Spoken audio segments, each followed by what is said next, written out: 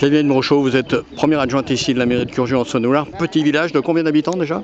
1000, je ne saurais pas dire le nombre, 1200 habitants environ. Alors en ce 8 mai 2022, jour anniversaire de la victoire, enfin de la libération de l'Europe, là vous tenez, se tient dans le village, pardon, un vide-grenier.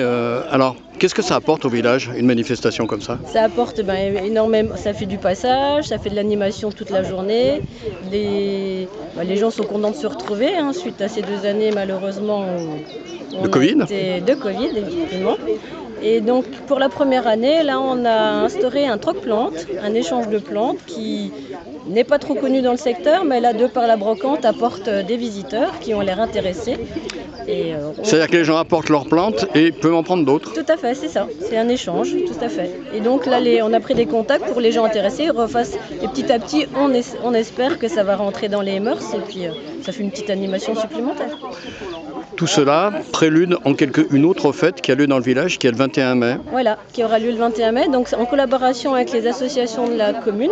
La mairie de Curjeu lance sa première fête du village, avec des animations toute la journée, pour les grands, les petits, entre autres une course de caisse à savon et des jeux pour les enfants. Et le soir, on termine par un feu d'artifice, à 22h. L'objectif de tout ça, c'est faire, bien sûr, vivre le village, faire que les gens aussi se rencontrent, les associations se rencontrent. Oui, tout à fait. Ça, le maire avait vraiment cette volonté de pouvoir regrouper toutes les associations et ça marche puisqu'on a fait plusieurs réunions et à chaque fois, pratiquement toutes les associations sont présentes avec des gens qui participent et puis on est une trentaine à chaque fois. Donc franchement, très heureux du déroulement de tout ça.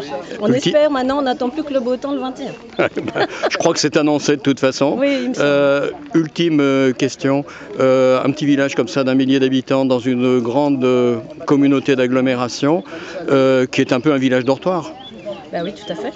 C'est vrai qu'on a, comme on va le voir, on a la chance d'avoir encore 2 commerces.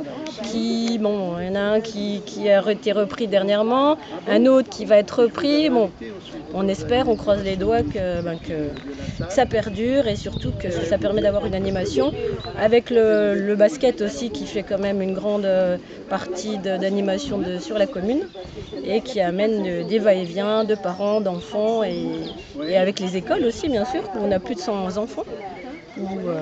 Ça montre un petit peu le dynamique de la commune et qu'on a encore beaucoup de choses à faire.